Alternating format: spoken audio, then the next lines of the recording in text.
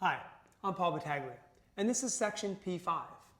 Now that students have worked with inverse functions and reviewed how inverse functions work, and maybe they've even seen that the exponential and logarithmic functions are inverses of each other, it's time to explore the exponential and log functions a little bit further.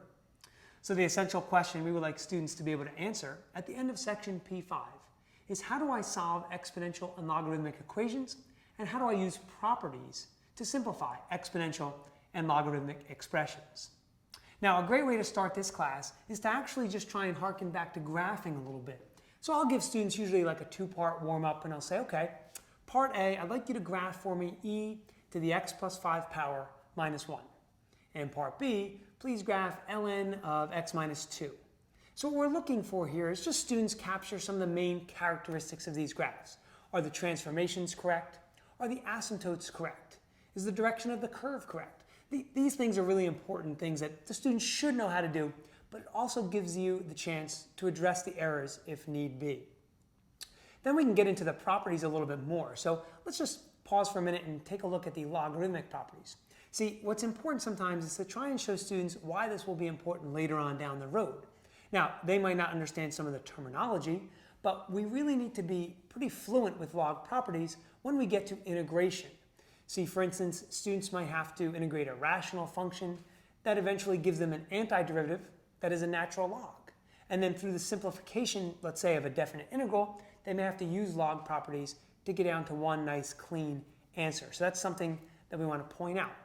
So we want students to be able to take something like ln, let's say, of the quantity of x plus 1 times x plus 2, and we need them to know really, like that's ln of x plus 2 plus ln of x plus 1. We really don't want to hesitate there.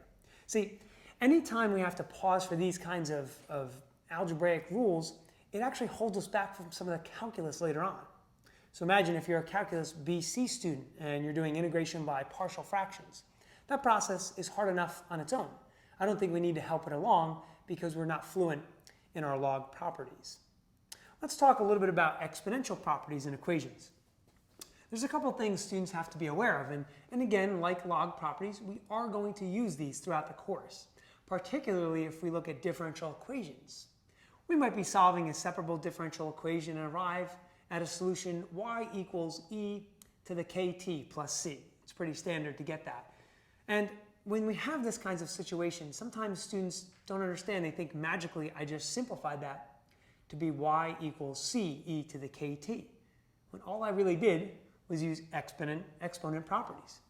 E to the kt plus c is the same thing as e to the kt times e to the c power. So something for students to be aware of there. Now, when they're solving exponential equations, believe it or not, we see just a lot of bad algebra.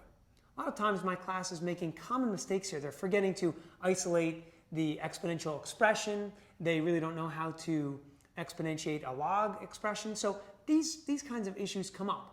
It's best to address them now. You certainly don't want these things lingering as we go through the more complex parts of the course. And then lastly, let's talk a little bit about some mistakes that students make when they are dealing with log properties specifically. They actually start to make up rules and they get them a little bit mixed up. So we want them to know that when we see something like ln of x plus y, there is no way to simplify that really and make it ln of x plus ln of y.